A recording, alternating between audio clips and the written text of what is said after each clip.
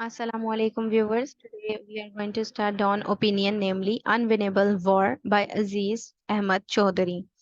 अ, इसमें क्या है? अनविनेबल वॉर में अनविनेबल वॉर जो है वो यूक्रेन और रशिया के हवाले से बताई गई है यहाँ पर। और ये करंट अफेयर और ये जो है इंटरनेशनल रिलेशंस और आपके ऐसे राइटिंग के लिए बहुत ही ज़्यादा इम्पोर्टेंट टॉपिक है। इसके हवाले से यहाँ पर लिखा गया है, बताया गया है कि क्या ये वॉर जो है उसको रोका जा सकता है, नहीं रोका जा सकता, या इसके क्या इफेक्ट पड़ रहे हैं ग्लोबली। हम इसको स्टार्ट करते हैं। Russia's special military operation against Ukraine, launched on Feb 24, 2022, is morphing into a long। ठीक है, अब यहाँ पर कह रहे हैं कि रशिया की जो स्पेशल मिलिट्री ऑपरेशन था अगेंस्ट यूक्रेन, वो लॉन्च हुआ जी 24 फरवरी 2022 को, और ये एक लंबी जो जंग की सूरत शक्ल जो है वो अख्तियार कर गया। ड्रॉन आउट वॉर, ठीक है, जो कि आप वॉर की शक्ल भी अख्तियार कर गया। मॉर्फिंग का मतलब होता है शक्ल अख्तियार कर जाना। इनिशियली आगाज में Russia made substantial territorial gains, आगाज में रशिया ने बहुत से टेरिटोरियल गेन्स भी हासिल किए। But the Ukrainian fought back and liberated several regions of their country, लेकिन यूक्रेनियंस ने भी अपने बहुत से इलाकों को आज़ाद करवा लिया। Nearly a year and a half later the war is deadlock, ठीक है, लेकिन ईयर और उससे हाफ लेटर अगर बात की जाए तो वॉर डेड लॉक का शिकार है, तातुल का शिकार है, वहीं पर रुकी हुई है और मजीद होती जा रही है। There are no prospects of either side securing a decisive military victory. Prospects होते हैं इम्कानात, अब कोई भी इम्कानात मौजूद नहीं है कि किसको मिलिट्री विक्ट्री हासिल होगी। ठीक है जी। How will this war end, कि ये जंग कैसे खत्म होगी, ये भी क्वेश्चन यहाँ पर कर रहे हैं राइटर। कहते हैं जी the answer might lie in the genesis of the war and why it began in the first place. तो आंसर जो है वो जेनेसिस ऑफ वॉर में ही छुपा हुआ है, और ये कि ये वॉर जो है वो फर्स्ट प्लेस में उसका आगाज कैसे हुआ था। Russia and Ukraine have a shared history of political, economic, cultural and familial ties। Russia और यूक्रेन की हिस्ट्री जो है वो अगर आप सियासी, मुआशी, सकाफती और जो फैमिली इसकी टाइज हैं उस हवाले से देखें तो वो इकट्ठी रही है। The Russians consider Ukraine as central to their identity. Russia जो है वो यूक्रेन को अपनी आइडेंटिटी, अपनी शनाख्त का सेंटर समझता है। However, after the dissolution of the Soviet Union in 1991, और जब सोवियत यूनियन की डिसोल्यूशन हुई, जहां जब उसको बेदखली हुई वहां से उसकी 1991 में, तो Ukraine became an area of overlapping influence between Russia and the European union. तो रशिया और यूरोपियन यूनियन के दरमियान यूक्रेन एक ओवरलैपिंग इन्फ्लुएंस का एरिया, इलाका बन गया दोनों के दरमियान। With the EU admitting several countries from Eastern Europe into its rank and NATO expanding its eastwards, Ukraine became keen to join both organization। EU भी एडमिट करता था सेवरल कंट्रीज को और अपने ईस्टर्न विंग को बढ़ा रहा था, ईस्टर्न यूरोपियन रैंक्स को बढ़ा रहा था, और नेटो जो है वो एक्सपेंड कर रहा था ईस्टवर्ड की तरफ, ठीक है, ईस्टवर्ड आ रहा था। यूक्रेन जो है वो दोनों ऑर्गेनाइजेशन को ज्वाइन करने का ख्वाहिशमंद था। Initially, Russia's leadership did not show much concern about NATO's eastward expansion। शुरू शुरू में तो रशिया की लीडरशिप ने नेटो की ये जो ईस्टवर्ड इसकी एक्सपेंशन थी उसको, उसके हवाले से कोई कंसर्न शो नहीं किया। Even though many in Russia and the West were familiar with the quote not 1 inch eastward. और वो जबकि रशिया जो है वो इस कोस्ट से, वेस्ट की इस कोस्ट से फेमिलियर भी था कि 1 इंच भी मशरिक की तरफ नहीं वाली कोड से वाकिफ था। Attributed to US secretary of state James Baker as the an assurance to Mikhail Gorbachev in Feb 1990, जिसमें उन्होंने यानी कि यूएस के secretary of state James Baker ने अश्योर करवाया था गोर्बाचोव, रशिया के गोर्बाचोव को 1990 में, कि 1 इंच भी ईस्टवर्ड नहीं। However, when NATO's eastward expansion continued in the direction of Russia's border, Moscow anxieties और स्वेल, ठीक है, अब नेटो की जो ईस्टवर्ड एक्सपेंशन होती गई, चलती गई, कंटिन्यू रही, तो ईस्टर्न बॉर्डर्स को खदशात लाहक हुए, ठीक है, इनकी एंजाइटी में और ज्यादा इजाफा हो गया। And it sounded a warning that if NATO were to admit Ukraine into its ranks it would be a red line for Russia. और उन्होंने ये फिर वार्निंग जो है वो जारी की कि नेटो को अगर जो है ने यूक्रेन को और भी अपने अंदर अहाते में लेने की कोशिश की तो ये रशिया के लिए एक सुरख लाइन, एक रेड लाइन, एक डेड लाइन जो है वो तस्वर की जाएगी। Could the war between Russia and Ukraine have been averted, क्या यूक्रेन और रशिया के दरमियान जो वॉर है उसको रोका जा सकता है। ये सवाल कर रहे हैं यहाँ पे writer. Political developments in Ukraine further heightened Russia security concern. जो पॉलिटिकल डेवलपमेंट थी यूक्रेन में वो मजीद हाइटेंड कर रही थी रशिया की सिक्योरिटी कंसर्न्स को। Pro Russian president Viktor Yanukovych who had suspended association talks with EU and revived economic ties with Moscow was ousted in 2014 through street protest. इन्होंने 2014 में स्ट्रीट प्रोटेस्ट किए थे, ठीक है, जिसकी वजह से ईयू के हवाले से एसोसिएशन टॉक्स में और मॉस्को की तरफ टाइज में इनको सस्पेंड कर दिया गया था। ठीक है, within days Crimea was seized by Russia, और कुछ दिनों के अंदर ही क्रीमिया पर रशिया ने कब्जा कर लिया। Since the Ukrainian leadership continue to express its intent to join NATO and EU.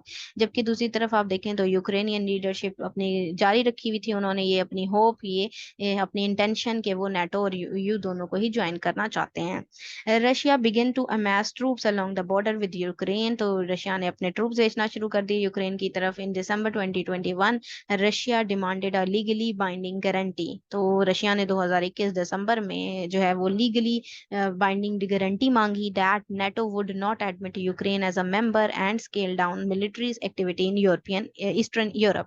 और ईस्टर्न यूरोप की तरफ जो नेटो है वो अपनी एक्सपेंशन को रोक देगा और यूक्रेन को एडमिट नहीं करेगा एज अ मेंबर, ये रशिया ने डिमांड की। द यूएस रिट्रिएटेड, लेकिन यूएस ने जवाबी कार्रवाई की that the decision was the prerogative of NATO and Ukraine. ठीक है, और इस डिसीजन को इग्नोर कर दिया।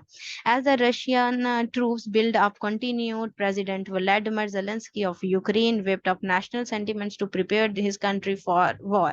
और उसने जो यूक्रेन के व्लादिमीर जेलेंस्की से थे उन्होंने अपनी वॉर के लिए अपने मुल्क को तैयार कर लिया।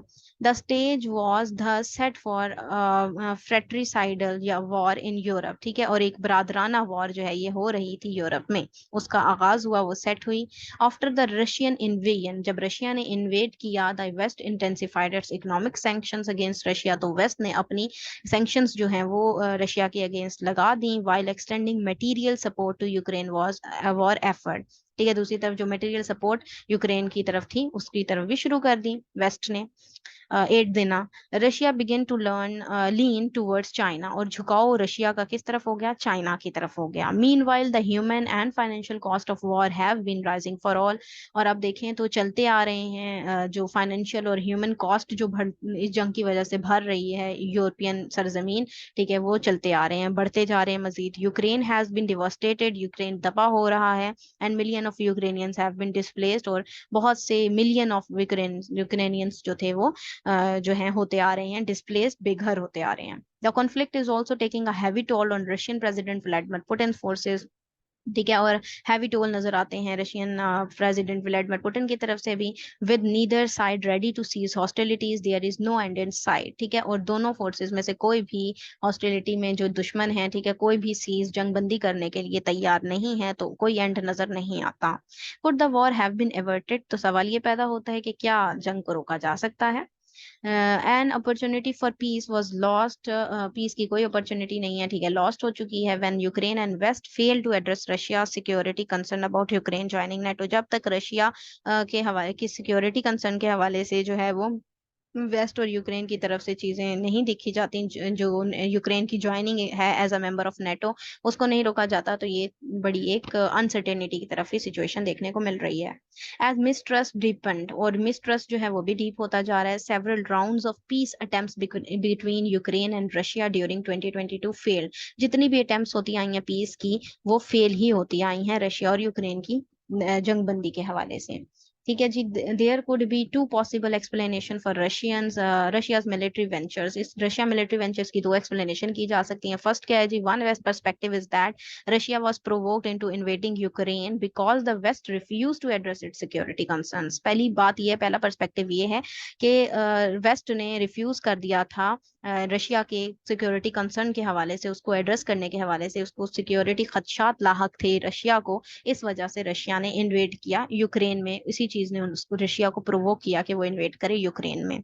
द अदर इज दैट, और दूसरा पर्सपेक्टिव क्या है जी, कहते हैं this was Putin's design to resurrect Russia's glory and reestablish its area of influence. कि रशिया अपनी ग्लोरी और अपनी जो डिजाइन थे उसको रीस्टैब्लिश करना चाहता था, अपना इन्फ्लुएंस कायम करना चाहता था दोबारा से, इसलिए उसने इन्वेड किया। Regardless the question now is, ठीक है, अब द क्वेश्चन क्या है जी, what end game do the parties have in mind? अब जो एंड गेम है वो पार्टीज के दिमाग में क्या है कि एंड कैसे होगा गेम का? Russia can not annex Ukraine and would welcome an end to the war. ठीक है, अब रशिया जो है वो अनेक्स नहीं कर सकता मजीद जो है वो यूक्रेन के अंदर, तो उसे वॉर को ही के एंड को, यानी वॉर जंगबंदी को ही या वॉर के एंड को ही वेलकम करना चाहिए, because its own human and financial cost are rising steeply, क्योंकि उसके ह्यूमन और फाइनेंशियल कॉस्ट जो है वो आहिस्ता आहिस्ता बढ़ते जा रहे हैं। Ukraine can not defeat Russia, Ukraine Russia को हरा नहीं सकता, एंड नीड्स पीस, और उसको जरूरत किस चीज की? अमन की, to reconstruct the devastated country, अपने कंट्री जो उसका तबाहशुदा कंट्री है उसको रिकंस्ट्रक्ट करने के लिए, and bring home the millions who had to flee, और जितने लोग यहाँ से चले गए हैं उन तमाम को दोबारा से होम में सेटल करने के लिए। The US can not provide an endless supply of military hardware. ठीक है, अब एंडलेस सप्लाई नहीं कर सकता यूएस जो है वो, मिलिट्री हार्डवेयर प्रोवाइड नहीं कर सकता यूक्रेन को। US intelligence and training in a war, और ट्रेनिंग नहीं दे सकता, इंटेलिजेंस मजीद नहीं दे सकता, that is not directly under its control, जो कि डायरेक्टली इसके कंट्रोल में नहीं आती। The international community is also concern about the sphere implication the war has for world economy, और इसकी स्फीयर इम्प्लीकेशंस पड़ रही हैं दुनिया की इकोनॉमी पर। ठीक है, अगर इंटरनेशनल कम्युनिटी के अकॉर्डिंग बात करें, इंटरनेशनल अकॉर्डिंग रिलेशंस के अकॉर्डिंग बात करें, particularly energy and grain supplies, particularly खसूसी तौर पर एनर्जी और ग्रेन सप्लाईज के हवाले से। The only reasonable solution is to negotiate an end to the war, तो सिर्फ और सिर्फ रीजनेबल सोल्यूशन यही है कि नेगोशिएट किया जाए, मुज़ाकरात किए जाएं कि वॉर को किस तरह रोका जाए, खत्म कर दिया जाए। Russia security concern should be address, Russia की जो सिक्योरिटी कंसर्न है उसके हवाले से भी बातचीत होनी चाहिए। Ukraine must accept the ground reality, Ukraine को भी ग्राउंड रियलिटी को एक्सेप्ट करना चाहिए एंड रिकंसाइल करना चाहिए its desire to join the EU and NATO with the pro Russian leanings of a segment of its population. ठीक है, अपनी पॉपुलेशन की सेगमेंट को देखते हुए उसको भी EU और नेटो में एज अ मेंबर जो ज्वाइन करने की उसकी डिजायर है उसको रिकंसाइल कर लेना चाहिए। यहाँ पे the West should stop stoking proxy war, तो वेस्ट को ये चाहिए कि वो प्रॉक्सी वॉर को मजीद बढ़ावा ना दे, and instead play the role of mediator to stop hostilities and resolve issues peacefully, और उसे चाहिए कि इसकी बजाय कि वो प्रॉक्सी वॉर को बढ़ावा दे, बल्कि एज अ सालसी, एज अ मीडिएटर जो है वो अपना रोल प्ले करे इन हॉस्टिलिटीज, ये जो दुश्मनी चल रही है इन इशू को रिजॉल्व करवाए पीसफुली, अमन के साथ। For Pakistan, Putin's decision to invade Ukraine on the very day our then Prime Minister was in Moscow as his guest was unfortunate. बदकिस्मती की बात यह है कि अनफॉर्चुनेट हम यहाँ पे बता रहे हैं कि हमारे प्राइम मिनिस्टर जो थे उस वक्त के गए हुए थे जो है वो मॉस्को। ठीक है, जब यहाँ पर रशिया, ठीक है, जबकि पुतिन का डिसीजन हुआ था इन्वेट करने पे वो यूक्रेन में।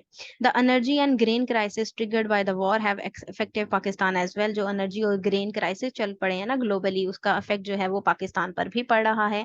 इंपॉर्टेंटली अहम बात यह है कि Pakistan should also be deeply concern that the war lends itself as a precedent of larger country attacking a smaller neighbor and occupying a part of its territory। Pakistan को भी समझना चाहिए कि जो बड़ा कंट्री होता है, ठीक है, उसमें अगर प्रॉब्लमेटिक सिचुएशन चल रही है तो वो अपने नेबरिंग कंट्री जो कि स्मॉलर वन होता है उस पर अटैक किया जा सकता है, उसकी टेरिटरी को भी ऑक्यूपाई किया जा सकता है। ठीक है जी, ये था इसका एनालिसिस। अगर आप लोगों को ये पसंद आया तो काइंडली इसको लाइक कीजिएगा, शेयर कीजिएगा। Thank you very much. Allah Hafiz.